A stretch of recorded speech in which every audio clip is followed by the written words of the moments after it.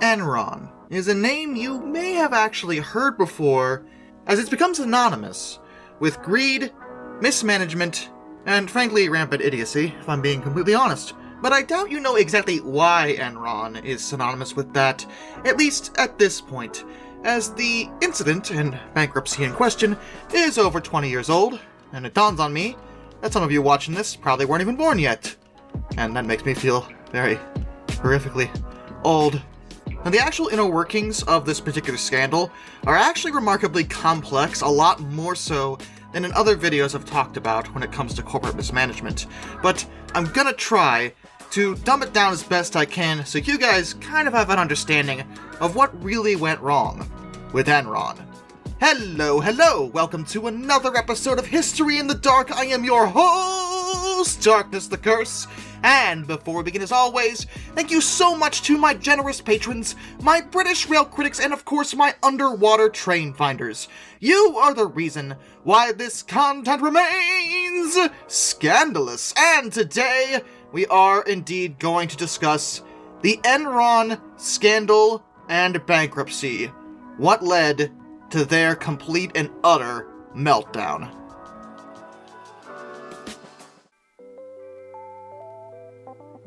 The Enron Corporation was actually an American energy company that had their hands in a lot of different pots beyond that, though that was their bread and butter. They were initially founded by Kenneth Lay in 1985, when he merged two relatively small regional companies, the Houston Natural Gas Company and InterNorth. InterNorth actually dated back to 1930, and Houston Natural Gas had dated back to 1925.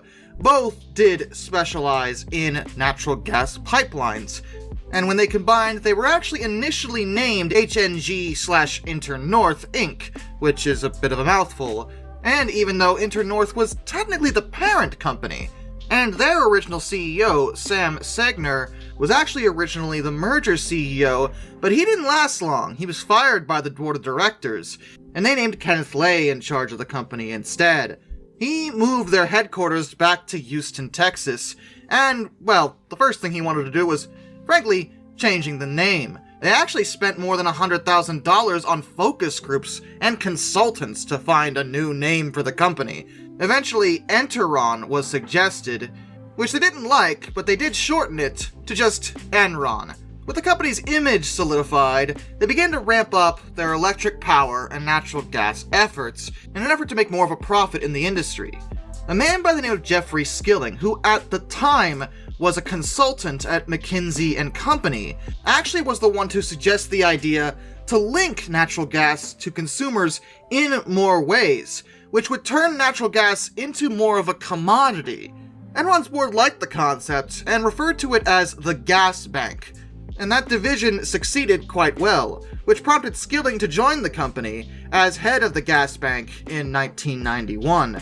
They also pushed into overseas operations, taking on a $56 million loan in 1989 from the Overseas Private Investment Corporation, OPIC, for a power plant in Argentina. The gas bank concept actually continued to make money.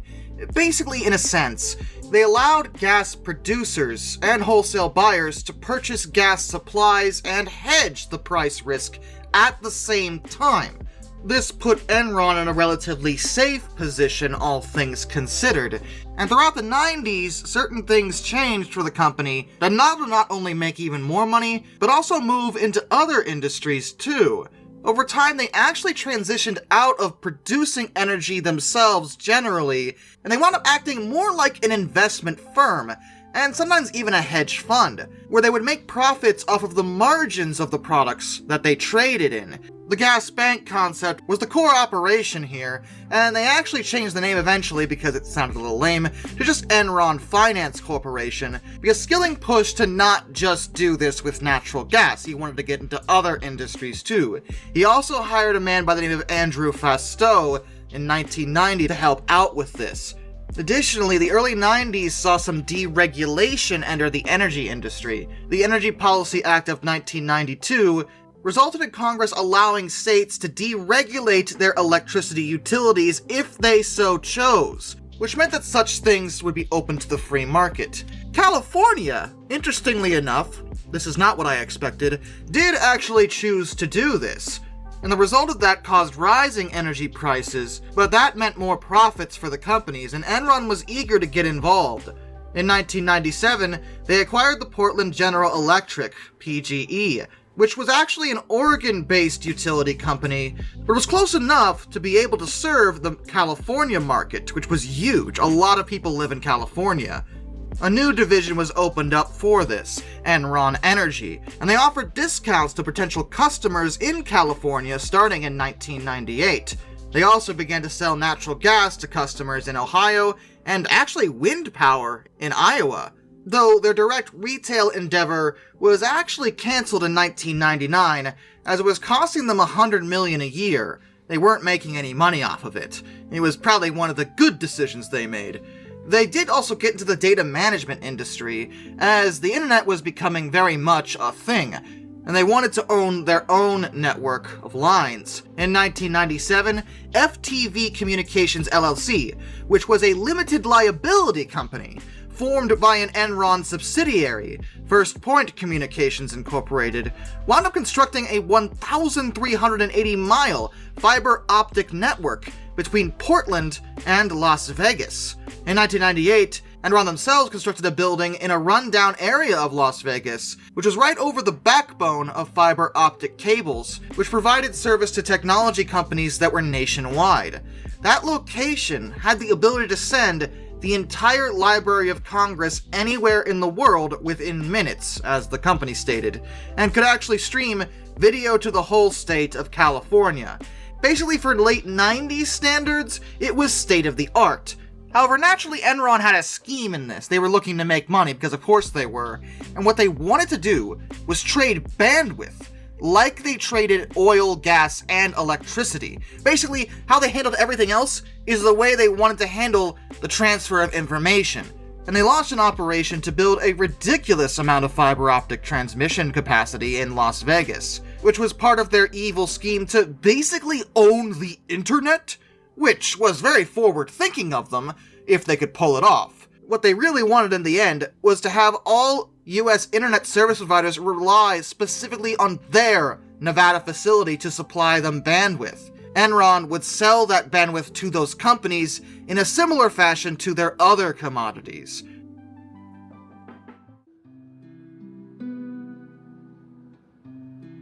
Now, regardless of what you think of their business practices, the point was that from the outside looking in, Enron was a very dominant force. They were exceedingly wealthy, and to everyone around them, seemingly making just a ton of money, all the money, a ludicrous amount of money. But this wasn't quite right, especially during the late 90s. See, behind the scenes, Enron was cleverly disguising a lot of their losses, because they actually weren't as successful as everyone thought they were. Even though they were the largest seller of natural gas in North America by 1992, some of their other avenues to try to make more money didn't pan out quite like they planned, but they didn't actually tell anyone that, even though legally, of course, they should. Shareholders need to know what a company's doing at any given time because they have a stake in it. That's how the stock market works. Once you buy a share in a company, you are an investor, and therefore you have to know how the company's doing, and that requires the company to be honest with you, and it is indeed illegal to hide such things from investors. And by doing this, they actually drove up the price of their own stock because everyone thought they were super successful. And at first, they weren't necessarily doing that too much, if at all, and between 1990 and into 1998, during that whole time, their stock price only raised by 311%. Now that's a good increase, that's great in fact, but it was only slightly higher than the average rate of growth in the Standard & Poor's 500 index. So they were just looking like they were seeing success. Not overwhelming success, but success. But in 1999, their stock spiked all of a sudden by 56%. Remember, the 311 was over the course of 7 years. 56% in just 1 year is absurd, and in 2000 it rose up by 87%, which is insane. By December 31st, the year 2000, their stock was priced at $83.13 a share. and the company's market capitalization exceeded $60 billion, which was actually 70 times their own earnings and 6 times their book value, which isn't unheard of because it only showed that the stock market, basically the shareholders, had very high expectations about their future prospects, which again, from the outside looking in, did look really good. And they were even rated the most innovative large company in America in Fortune's Most Admired Companies survey. But, like I said, there was a lot going on behind the scenes that people just didn't know until it was far too late. In order to fully understand where Enron went wrong here, you first need to realize what revenue recognition is. It's a principle, and it's actually a cornerstone of accrual accounting, together with what's known as the matching principle. Both of these determine the accounting period in which revenues and expenses are recognized. Basically, it's the timing of everything. When do you say something made you money? When do you say something loses you money? That's basically it in the simplest of terms. To dumb it down for everybody, let's say you're buying, a bag of chips. Under revenue recognition, you acknowledge the financial loss when you pay for the bag of chips. You give the cashier your money, they take your money, that is less money for you, but you do gain a bag of chips. So under the principle, you can acknowledge that you have gained an asset of a bag of chips. It's not quite that simple, obviously, but that's basically what I'm trying to say. According to the principle of revenue recognition, revenues are recognized when they are realized or realizable, and are earned no matter when cash is received. So effectively, under the principle, you can account for a significant gain if you have a contract with someone to, say, pay you $1 million. They may not have physically given you $1 million just yet, but since that is in writing and they owe you that money and they have to legally pay you that money and you know that, you can look ahead and know you're going to receive that money, and it will be factored under accrued revenue. Accrued revenue is revenue that is recognized before cash is received, but you can recognize that the cash is coming. Let's take the bag of chips example again. Let's say you want a bag of chips and you order it from DoorDash. Now, you suffer the immediate loss of paying for said bag of chips via DoorDash, and I don't know why you would ever do that. That's really expensive. Please do not. That is poor financial management. Walk to the corner store, goodness. Anyway, but you know you're going to get that bag of chips. You can therefore say that that is accrued, well, not revenue, but chips, an accrued asset. You know you're gonna get it. You see what I'm trying to say? Anyway, I bring this up because Enron earned profits by providing services such as wholesale trading and risk management, on top of building and maintaining electric power plants, natural gas pipelines, storage, as well as processing facilities. That's all well and good. But when accepting the risk of buying and selling products, merchants are allowed to report the selling price as revenues and the product's costs as cost of goods sold. This is relevant because an agent is different than a merchant. An agent provides a service to a customer, but does not take the same risk as a merchant for buying and selling. Service providers, when they are classified as agents, may report trading and brokerage fees as revenue, but not for the full value of the transaction. Other trading companies like Goldman Sachs use the conventional agent model for reporting revenue, which is where only the trading or brokerage fee would be reported as revenue, because that's the only revenue they were getting at that point. That makes sense. Enron, on the other hand, decided to report the entire value of each of its trades as revenue. That's a merchant model, and it was considered much more aggressive in the accounting sense than the agent model. Their method of reporting actually inflated trading revenue, and it was later adopted by other companies in the energy trading industry in an attempt to stay competitive with Enron's large increase in revenue. Between 1996 and 2000, Enron's listed revenues increased by more than 750%, rising from $13.3 billion in 96 to $100.7 billion in the year 2000. That was an expansion of 65% per year, which is ridiculous for pretty much any industry. The energy industry, for example, generally considered growth of 2 to 3% per year very respectable. That was considered good. But Enron's revenue increases were just unheard of. And for just the first 9 months of the year 2001, Enron reported $138.7 billion in revenue, which placed them at the 6th position on the Fortune Global 500. But again, on the back burner, Enron was messing around. They used creative accounting tricks, and on top of that, purposefully misclassified loan transactions as sales, close to quarterly reporting deadlines. Another practice we have to look at is mark-to-market accounting, which is accounting for, well, the fair value of any asset or liability based on the current market price, or the price for similar assets and liabilities. It's a fairly simple concept, though it can get complicated, and on paper it's generally a very good policy. It helps determine the value of things. Back to your bag of chips. How much did you pay for that bag of chips? Was it $1? What about the other stores? Did they also sell it for $1? Well, they did. It's all $1. Oh, good. That would be your fair value of a bag of chips, because the market has determined that that is how much people are willing to pay for said bag of chips. The company still makes a profit, and you don't feel super bad about using $1 for a bag of chips. Well, now that I think about it, with inflation, a bag of chips is probably way more than $1 by now, but it's just an example. Okay, so in Enron's natural gas business, their accounting there had actually been pretty straightforward. For each time period, they listed actual costs of supplying the gas and actual revenues received from selling the gas. That makes sense. However, when Skilling joined the company, he demanded that the trading business adopt mark-to-market accounting, following his belief that it would represent the true economic value. As a result of that change, they became the first non-financial company to use the method to account for their complex long-term contracts.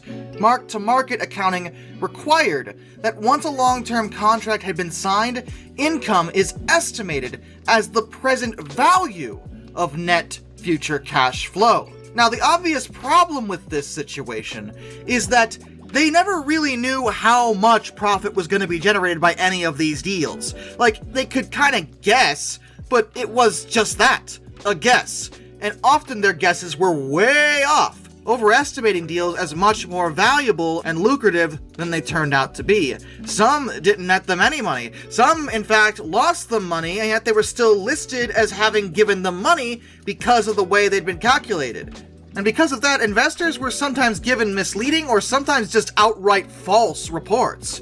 Income from projects could be recorded even though the firm might never have actually received any money, and that income compounded over time, increasing financial earnings that were on the books, but their literal earnings were not at all close to what was on the books. And another compounding issue with this is that over time, they had to keep developing newer and better deals to show proper growth. They had grown on paper too much early on, and they kept having to build on that growth to make the investors think they were doing really well, when in reality, they really weren't doing so hot. And had they not lied on the books, they probably would have remained stable, like they'd probably still be around now. One of Skilling's greatest faults as a corporate leader was that he was ridiculously focused on pleasing shareholders. It's all he cared about. Now, that may not sound super unusual to you, but sometimes you have to accept that your company's going to take a financial loss and report that honestly to your shareholders. Your stock price will take a hit, but that's just a normal part of doing fair business. In Skilling's case, he was intent, constant in his obsession to make sure the shareholders believed the company was doing really well, just all the time. And if he had to basically lie to make sure that happened, then that's what he was gonna do. Even if some of their deals never panned out with anything. For example, there was one contract that was signed in July of 2000 between Enron and Blockbuster Video. They signed a 20-year agreement. You know, it doesn't matter what happened to Enron. Even if they were still around, this would not have gone well either way. Anyway, they signed a 20-year agreement to introduce on-demand entertainment to various US cities by the year's end. Actually, that's basically an old school streaming service. Maybe that would have gone well. And after several pilot attempts, Enron wound up claiming profits of more than $110 million. But that network, at least at the time, actually failed to function properly in practice. So Blockbuster wound up withdrawing from the contract, but Enron continued to claim future profits, even though the deal had obviously resulted in a financial loss, and there wouldn't be any future profits because the whole deal was off. But how in the heck were they hiding all these losses? They couldn't have lied all the time. Someone would have had to have known that Enron was in debt. I mean, heck, if they were in debt, their debtors would have known, and would have also known that Enron was apparently making all this money yet not paying them. Like, someone had to have asked a question about that, right? Well, that involved another clever trick to avoid problems, known as special purpose entities. A special purpose entity, or SPE, is a legal entity that's created to fulfill very narrow, specific, or sometimes just plain temporary objectives. They're generally used by companies to isolate themselves from financial risk. Sometimes these are called shell companies, and Enron disclosed very minimal details on how they were using the SPEs. Those companies were created by a sponsor, but funded by independent equity investors and debt financing. For financial reporting purposes, a series of rules dictate whether a special purpose entity is a separate entity from the sponsor. By 2001, Enron had used hundreds of SPEs, hundreds of shell companies to hide their own debt. In Enron's case, the SPEs were essentially what are known as Tobashi schemes. It's a financial fraud through creative accounting where a client's losses are hidden by an investment firm by shifting them between the portfolios of other clients. As a result of all this subterfuge, investors had no idea how much debt Enron was in. In fact, Enron may not have even known how much debt they were in because they were hiding it in all these other companies.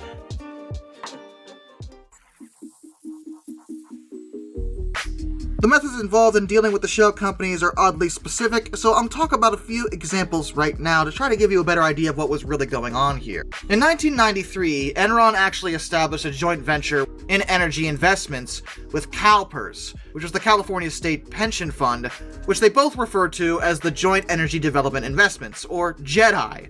Yes, really. In 1997, Skilling, who was serving as Enron's COO at the time, asked CalPERS to join Enron in a separate investment. CalPERS was interested, but only if it could be terminated as a partner in the whole JEDI thing. But Enron didn't want to show any debt from assuming CalPERS' stake in JEDI on their own balance sheet. So Fastow, who was the CFO of Enron, developed a special purpose entity known as Chuco Investments, a limited partnership, or LP, which raised debt guaranteed by Enron and was used to acquire CalPERS' joint venture stake for $383 million. Because of Chuco, JEDI's losses were kept off of Enron's balance sheet specifically. They were on Chuco's. Another one of these SPEs was known as White Wing. In December of 1997, with funding of $579 million provided by Enron and $500 million from an outside investor, White Wing Associates, LP, of course, was formed, and 2 years later, the entity's arrangement was changed so that it would no longer be consolidated with Enron and therefore be counted on the company's balance sheet. White Wing was used to purchase Enron assets, including power plants, pipelines, stocks, and other investments. White Wing bought assets from Enron that totaled $2 billion in value, using Enron's own stock as collateral. Although the transactions were approved by the Enron board, the asset transfers were not true sales, and should have been treated instead as loans, not profits, because they were basically buying stuff off of themselves. Then there were the LJMs, or Lee Jeffrey Matthews. In 1999, Fastow formulated two limited partnerships, LJM Cayman LP and LJM2 Co-Investment LP, for the specific purpose of buying Enron's own poorly performing stocks and stakes to improve their own financial statements.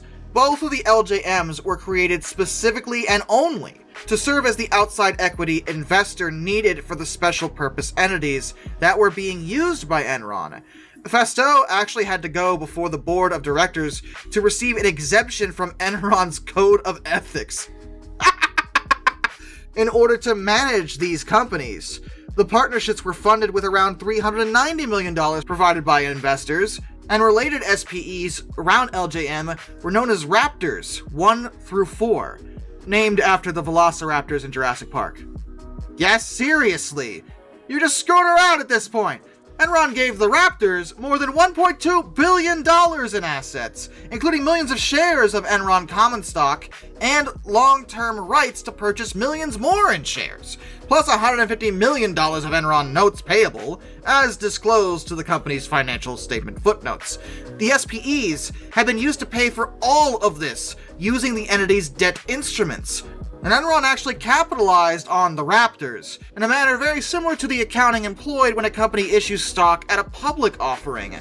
Then they book the notes payable issued as assets on its balance sheet, while increasing the shareholders' equity for the same amount. That decision actually would later become an issue for Enron as well as their own auditor, the Arthur Andersen firm, as removing it from the balance sheet resulted in a $1.2 billion decrease in net shareholders' equity.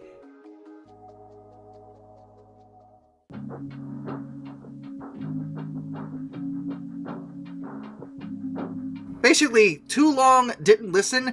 Enron was shifting stuff around and almost buying things from themselves or investing things into themselves using more investor money, all in an effort to make Enron specifically look very good, while all their SPEs didn't wind up looking so hot, but that didn't matter because they looked good to investors. Even though all this was really being done with mostly their own money, like yeah, they were taking investor money, but not enough to cover all this, and not enough to sustain the lie over time. But did anybody on the board, at any point during the years this was happening, actually say, hey, maybe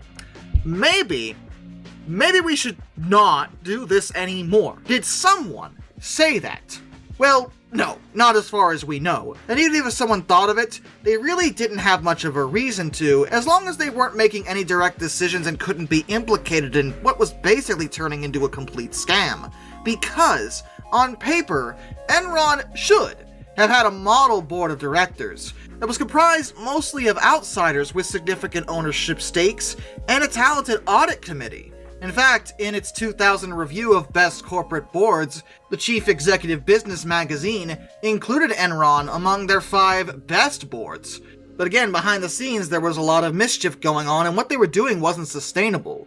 They went through with it because while Enron's compensation and performance management system was actually designed to retain and reward its most valuable employees, the system actually, in practice, contributed to a very dysfunctional corporate culture that wound up becoming much more obsessed with short-term earnings to maximize their own bonuses, rather than long-term goals and long-term sustainability for a company, which, by the way, the latter two things are way more important in business.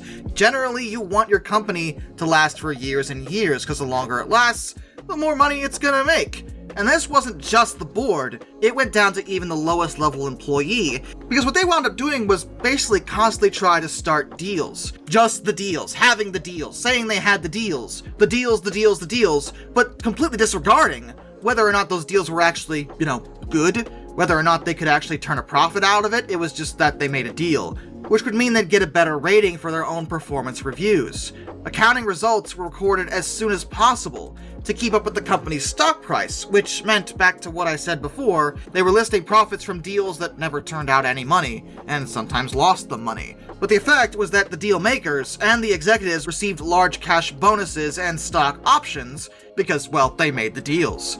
Enron was constantly pushing its own stock price, emphasizing it, in fact, and management was compensated extensively using stock options, which isn't unheard of. A lot of US companies do that, but that policy of stock option awards caused management to create expectations of rapid growth in efforts to give the appearance of reported earnings to meet Wall Street's expectations.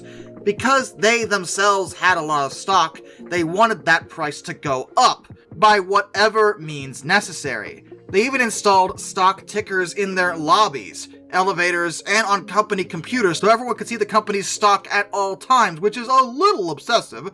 And at budget meetings, Skilling would often develop the target earnings by simply asking, what earnings do you need to keep our stock price up? And that number would be used even if it wasn't feasible for the company to actually do that. Skilling felt that if Enron employees were constantly worried about the cost of how to do a deal in the first place, it would hinder original thinking. So extravagant spending was also just the norm around the company, especially with the executives. Employees had large expense accounts, and many of the executives were actually paid twice as much as Enron's competitors. It wasn't as if Enron was completely stupid. They were looking into risk management. They were actually praised for their sophisticated financial risk management tools, which you'd think would tell them that what they were doing was bad. And the process was crucial to them because of the way they did business. Enron established long-term fixed commitments, which had to be hedged to prepare for the invariable fluctuation of future energy prices. The downfall wound up being attributed to their use of derivatives and the SPEs. They hedged their own risk with the SPEs, which they also owned, which meant that they retained the risk associated with those transactions. They weren't actually shielding themselves from things legitimately going wrong, they were just hiding it when things did go wrong. Basically, they implemented hedges with themselves. Their aggressive accounting practices were known to the board of directors. The problem was that most of the board actually didn't have much experience with derivatives, or the SPEs, to really understand what they were being told whenever, say, Fastow asked to make another one. As a result, to them, it seemed like business as usual. Not all of them realized how deep this went, or how badly it was going to screw the company up. Then there was also their own accounting firm, Arthur Andersen. They were accused of applying reckless standards in their own audits because of a conflict of interest over the fact that Enron was paying them quite a lot of consulting fees. Andersen earned $25 million in audit fees and $27 million in consulting fees. The auditors' methods were questioned as either being completed solely to receive their own annual fees, or for their lack of expertise in properly reviewing Enron's revenue recognition, special entities derivatives, and other accounting practices. Enron had actually hired numerous certified public accountants, as well as accountants who had worked on developing accounting rules with the Financial Accounting Standards Board, FASB. Now, why would they do that? Well, that's because they wanted accountants with significant knowledge of what was known as the Generally Accepted Accounting Principles, or GAAP, which was the accounting industry's standard. They tried to use the literature in GAAP to their own advantage, finding as many loopholes as they could and exploit weaknesses in it to make Enron look that much better. And Andersen's auditors were actually pressured by Enron to defer recognizing the charges from the SPEs as its credit risks became known. Since the entities would never actually turn a profit, and they knew that, accounting guidelines did require that Enron should take what was known as a write-off, which means the value of that entity was just removed from the balance sheet and factored in as a loss. That makes sense. But Enron didn't want any losses on their sheets, so to pressure Andersen into meeting expectations, they would occasionally allow accounting companies Ernst & Young or PricewaterhouseCoopers to complete accounting tasks to create the illusion of hiring a new company to replace Andersen. Andersen was so terrified of losing the contract because it made them a lot of money that they would often be much more receptive to Enron's requests. Enron's internal audit committee would meet only a few times a year, and was fiercely criticized for their very brief meetings that would also cover large amounts of material in a very, very short amount of time. Actually, it was basically like this YouTube video.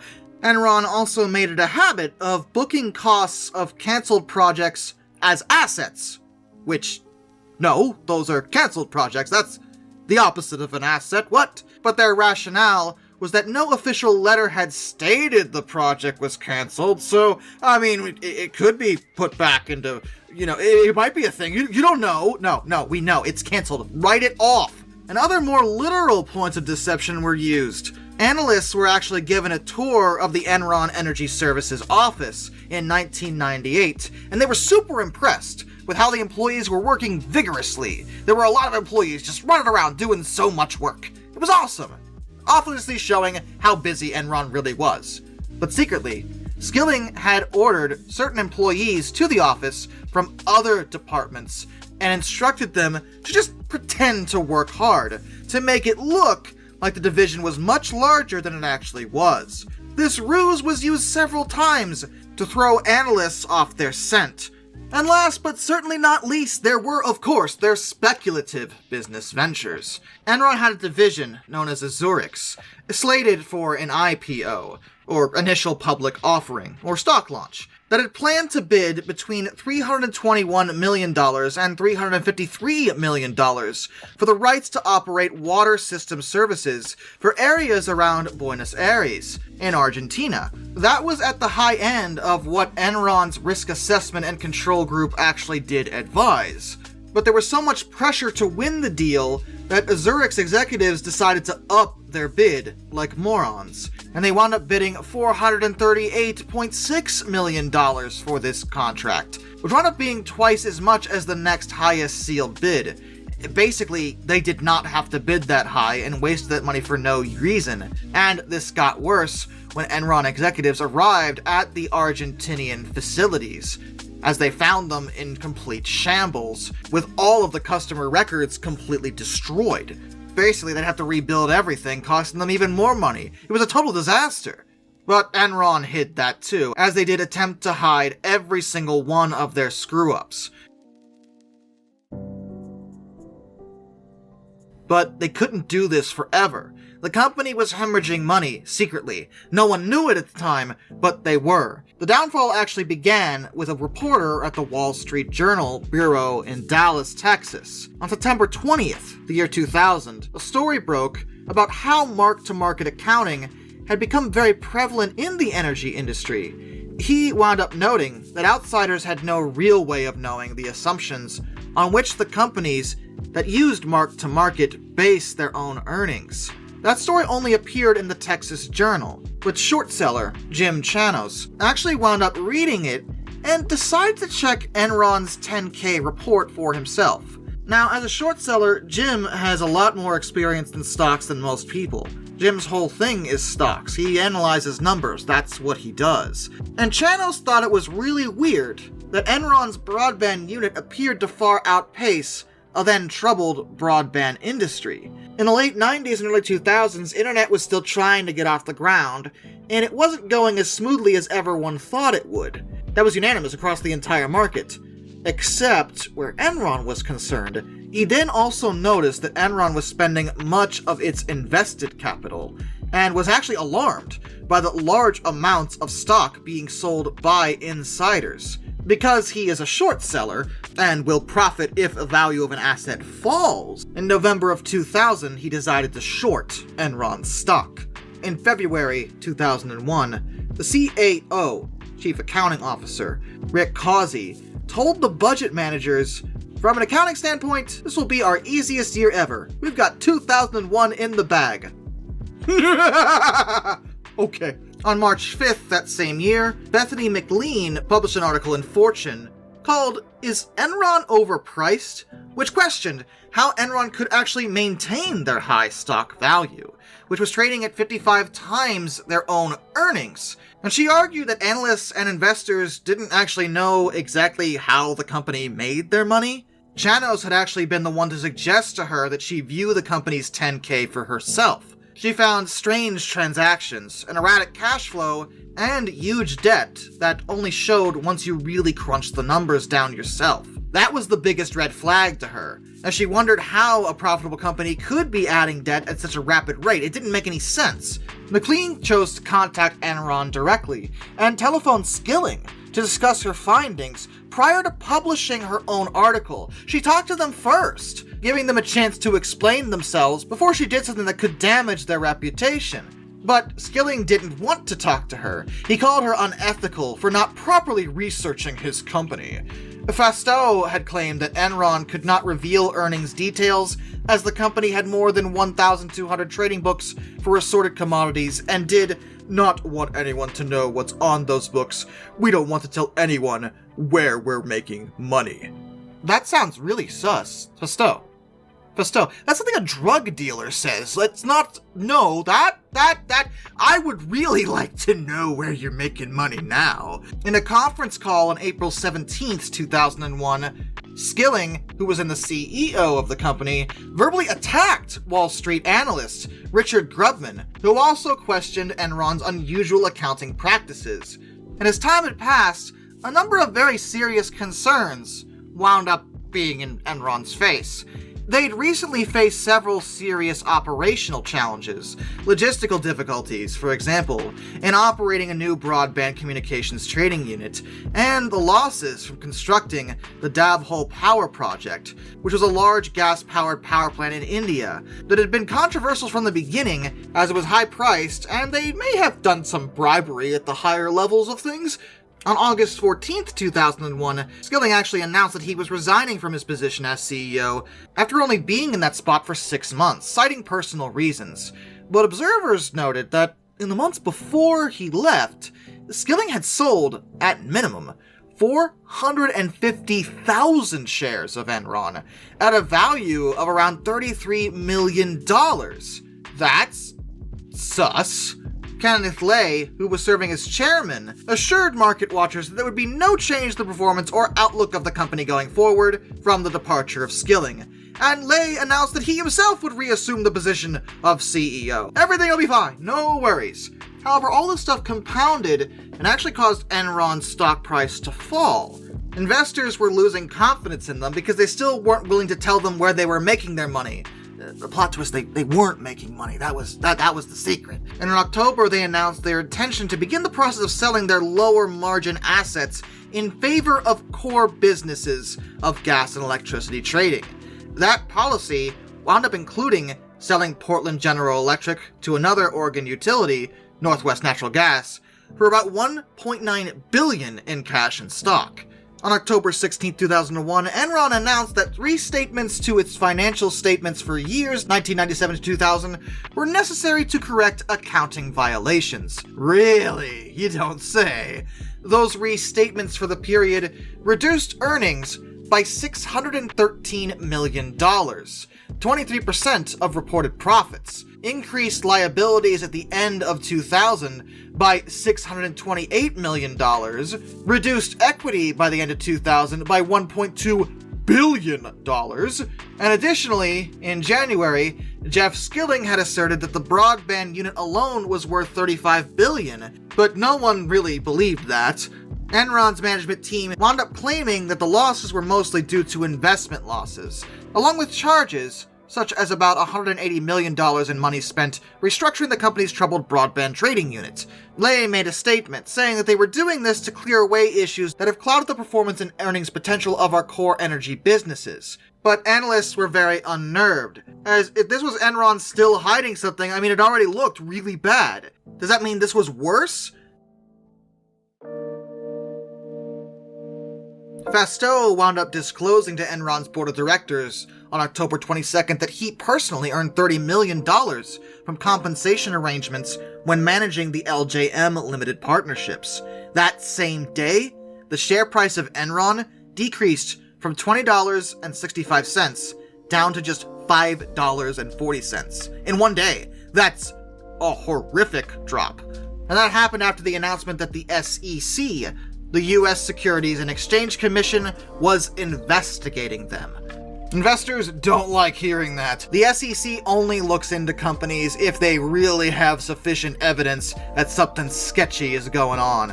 On October 25th, Fastow was actually removed as CFO, even though Lay had told him just the previous day that he and the board had confidence in him. But the move only happened after several banks refused to issue loans to Enron unless Fastow was removed. Skilling and Fastow were now both out of the company, but some analysts thought that would make revealing the company's practices a lot more difficult. Enron stock was also now trading at $16.41. It went up when they removed Fastow, but not by a lot. Jeff McMahon succeeded Fastow as CFO, and his first task was to deal with their own cash crisis. Just a day before that, Enron found out that they couldn't roll their commercial paper, which is an unsecured promissory note with a fixed maturity of rarely more than 270 days. It's like an IOU. That meant they lost access to several $billion in financing. The company had actually experienced difficulty selling their commercial paper for about a week, but now they couldn't sell even overnight paper. On the 27th, they began buying back all their commercial paper, valued at $3.3 billion, in an effort to calm investor fears about Enron's supply of cash. Enron financed that repurchase by depleting their lines of credit at several different banks because they didn't actually have the money, so they had to use credit. While the company's debt rating was still considered investment grade, its bonds were trading at levels slightly less, making future sales really problematic. Most people wouldn't trust that. Then it was discovered that Fastow had been so focused on creating off-balance sheet vehicles, the SPEs, basically, that he had been completely ignoring some of those basic parts of corporate finance. McMahon and a team tried to put together a way out of the cash crisis and discovered that under Fastow's watch, Enron was operating on a quarterly basis. Fastow never developed procedures for tracking cash or debt maturities that were common for companies of Enron's stature. Without that, the company just didn't know a lot of aspects about its own financial situation. He wasn't reporting it properly, and was hiding things in the stupid SPEs, like an idiot. By the end of the month, their main short-term danger was their credit rating, which was currently going down quickly. They'd already been slated for a review for a possible downgrade by Moody's and Fitch, which were two of the three biggest credit rating agencies. That downgrade would force Enron to issue millions of shares of stock to cover loans that they had personally guaranteed, which would therefore decrease the value of existing stock even further. And because of the media circus surrounding the company's situation, many of companies that had contracts with them began reviewing those contracts, especially the long-term ones, in the event that Enron's rating were lowered below investment grade, which was a possible hindrance for future transactions. Enron had been hiding their finances with very vague and cryptic statements, so most analysts and observers had trouble interpreting a lot of it. You really had to be an expert in the numbers to get even a basic understanding of how bad Enron was getting.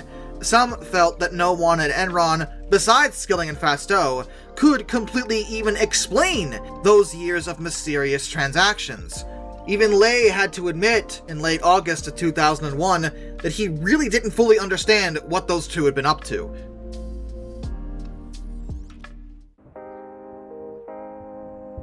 On October 29th, news broke that Enron was seeking a further $1 to $2 billion in financing from various banks.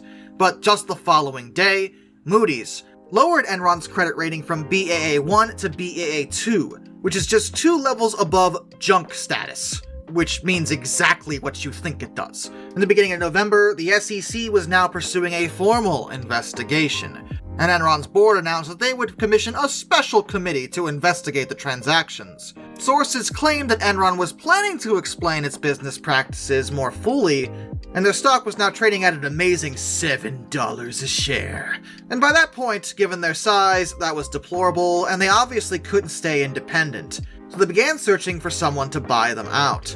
They received a lot of rejections, because no one wanted to touch them, but another energy trader that was actually based in Houston, an rival of theirs, Dynegy, was actually a bit more receptive to the possibility since they would be eliminating a direct competitor if Enron was gone. The price was actually pretty manageable by them. It was considered very low, just $8 billion in stock, not even cash, and the board voted to acquire them on November 7th.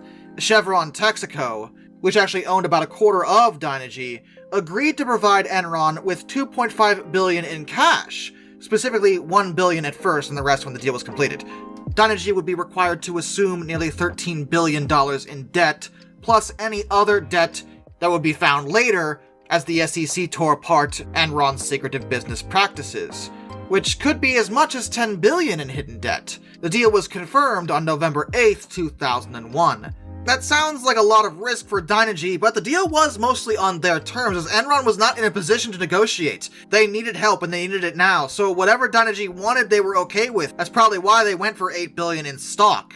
And this wasn't a merger, it was a buyout. Dynegy would be the surviving company, and Enron's shareholders would get a 40% stake in the enlarged version of that company. Enron would get 3 seats on the merged company's board. Lay himself would not be given a management role, though it was believed he would get one of Enron's seats on the board. This deal wound up being pretty much the only thing keeping them alive throughout November, as Enron couldn't afford to pay their bills, and Enron wanted to keep as much cash around in the event of a possible bankruptcy. The deal allowed Enron to keep their credit at investment grade, because had that changed, with Enron being reduced to junk status, their ability to trade would be very limited, and there would be a reduction or elimination of their credit lines with competitors. They were still at risk though, but Enron and Dynegy retooled the deal to make it harder for Dynegy to trigger the material adverse change clause and pull out of the arrangement. That caused both Moody's and S&P to drop Enron to just one notch above junk status, but not actually at junk status. That let Enron pay their bills one day late with interest. Both companies promoted the deal aggressively, and some observers started to be hopeful of the idea, but credit issues were becoming much more critical. Around the time the buyout was made public, Moody's and S&P publicly announced that they had reduced Enron to just above junk status, and S&P later admitted that if it weren't for the deal, Enron would be in junk status. It was also revealed that Lay and other officials had sold hundreds of millions of dollars worth of stock during the months prior to the crisis, almost like they knew something was gonna happen. And Lay stood to receive a payment of $60 million as a change of control fee subsequent to the Dynegy acquisition, while many Enron employees had seen their retirement accounts, which were based largely on Enron stock, completely evaporated. This caused the lower-level employees to deeply resent the higher-ups, which is a story we've heard often enough, but it was much worse here. But with all this going on, the Wall Street Journal actually expressed doubts that Dynegy would even proceed with this deal at all, or bare minimum it needed to renegotiate the whole thing. Enron would actually reveal in a 10Q filing that almost all the money they had recently borrowed for purposes including buying its commercial paper, or about $5 billion, had been exhausted in just 50 days. They spent $5 billion, billion with a B, in 50 days. What? Everyone was horrified by that, especially considering Enron was still in debt. How much debt did you have? And Dynegy was reported to have been completely unaware of Enron's rate of cash use. And by this point, in order to end the proposed buyout, Dynegy would have to legally demonstrate a material change in the circumstances of the transaction as late as November 22nd, and they began to have serious revelations about the whole thing. Lay had assumed that one of his subordinates had actually shared the 10Q with Dynegy, but no one at Dynegy actually saw it until the thing went public. And then it emerged that Enron's traders had actually grabbed much of the money from Dynegy's cash infusion and used it to guarantee payment to their trading partners when it came time to settle up. The SEC then announced that it had filed civil fraud complaints against Andersen. A few days after that, sources claimed that Enron and Dynegy were renegotiating the terms of their arrangement. Dynegy was now demanding Enron agree to be bought for just $4 billion, rather than the previous $8, and that's in stock, remember. With all this collapsing, the credit rating agencies had had enough, and on November 28, 2001, they reduced Enron's credit rating to junk status, and Dynegy's board tore up the merger agreement, and Enron's stock price fell to 61 cents at the end of that day's trading. Enron's creditors and other energy trading companies suffered the loss of several percentage points. Some analysts felt their failure indicated the risks of the post-September 11th economy, and encouraged traders to lock in profits where they could. The question now became of how to determine the total exposure to markets and other traders to Enron's failure. Within 24 hours, speculation was just all over the place that Enron would have no choice but to file for bankruptcy. And on December 1st, the speculation came true, as the entirety of Enron filed for Chapter 11 bankruptcy protection. At the time, It was the largest bankruptcy in U.S. history, surpassing Penn Central. Although it's worth mentioning that Enron would actually be surpassed just the following year by WorldCom, and that resulted in 4,000 lost jobs. Thousands of employees were told to pack their belongings and given 30 minutes to vacate the building. 62% of the 15,000 employee savings plans relied on Enron stock that was purchased at $83 in early 2001, but now it was worth pennies. Their retirement plans were effectively gone. On January 17, 2002, Enron dismissed Arthur Andersen as their auditor, citing their accounting advice and the destruction of documents. But Andersen countered that they'd already ended its relationship with the company when Enron became bankrupt, and it would come out that Enron was the ones pressuring them into looking the other way in certain aspects. As their ridiculous practices came out through the investigation, it was eventually decided it was appropriate to file criminal charges against certain high-up officials, since what Enron had been doing in many ways was illegal. They were hiding things from their investors, making themselves look better than they were, and when it came crashing down, many of them sold their stock and ran for the hills. Jeffrey Keith Skilling was charged with conspiracy, securities fraud, false statement, and insider trading. He was originally sentenced to 24 years in federal prison, later reduced to 14 years, and a $45 million fine. He was released on February 21st, 2019, and was actually reported to be trying to gain funds to launch an online oil and gas trading platform named Veld LLC. Okay, on August 30th, 2022, the company was listed as withdrawn. Yeah, I wonder why no one trusts you. Andrew Fastow was charged with conspiracy, wire fraud, securities fraud, false statements, insider trading, and money laundering. His wife Leah, who also worked for Enron, was also charged with conspiracy to commit wire fraud, money laundering, and filing fraudulent income tax returns. Leah would only remain in prison for about a year. Andrew would stay there for 6 years, followed by 2 years of probation. These days, he actually works in public speaking, with presentations on ethics and business. Really? You do? Well, in his defense, he is using his platform to try to make amends for what he had done. As he put it, I found every way I could to technically comply with the rules, but what I did was unethical and unprincipled, and it caused harm to people.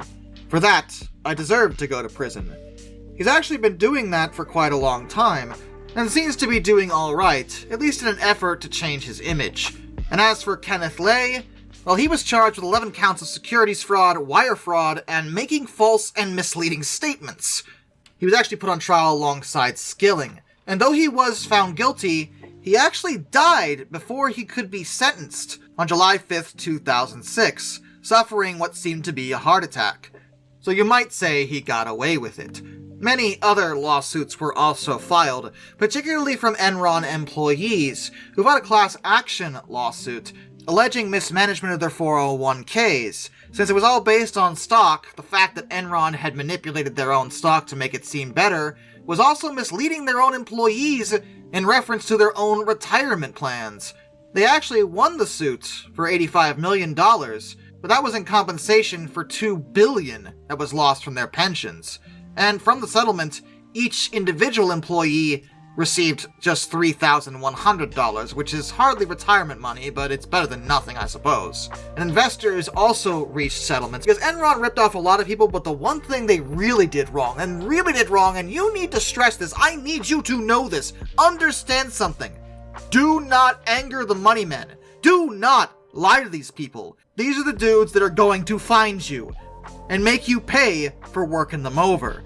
Because they might have gotten away with it had they stopped early, but the issues kept compounding over and over again for years. And it also resulted in what was known as the Sarbanes-Oxley Act.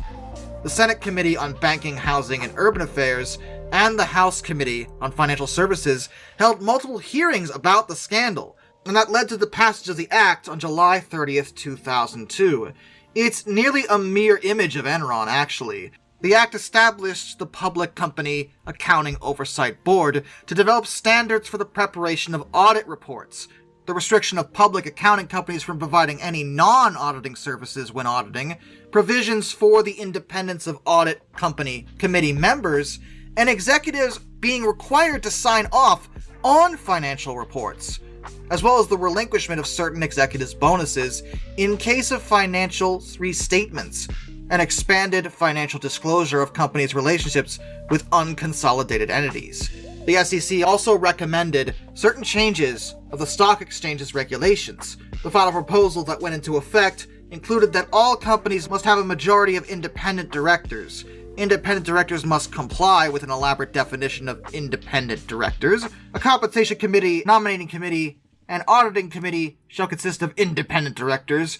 All audit committee members should be financially literate, and one member of the audit committee is required to have accounting or related financial management expertise, and the board should hold additional sessions without management. Enron is no longer an icon of the energy industry, but as the mascot of corporate failings, as well as cover-ups. It wasn't even just that they mismanaged themselves. They did, but they did it in the dumbest of ways, in an effort to drive up their own stock price, which doesn't help long-term sustainability. Having a high stock price is great, but you also need to be making money, like actually having services, and actually having those services make money. Enron lost the plot when it came to that. They stretched themselves too thin, but pretended as if they were growing, pretended as if they were profiting. They told the shareholders, in a variety of ways, to make them keep investing their money, and things snowballed and compounded from there, resulting in accrued debts and a situation that it was impossible for any real company to dig themselves out of. Thank you for watching this obscenely long video, and I hope you've learned something today. And with that, a special thank you to all my underwater train finders. Some Dude 267, Orange Glass, Benjamin Owens, Panzer Kitsune 131-232, Josh Johnson, Metal for Life Guy, Anzac A1, Arthur Roy, Tommy Rossini, Lord Captain Vothbus III, Joshua Long, Brian, Jack Carson's Railroad Videos, Hayden DeGrow, Master of None, Lord Hawk 444, Alaric Jaspers, The Baxter, That Guy with a Beard, Mark Holding, Lock Kraken, Murder and Drones Doll, 8Person723, DM Chowwood Typhoon, Ohio Trucker 1, Hendrick Motorsports Fan 5, Alfonso Lapuche, Royal 12860, Icerfer 1405, Charles Kwiatkowski, Dr. Race 78, and Matthew Wolf. Till next time, this is Darkness and a bid you all a fond farewell.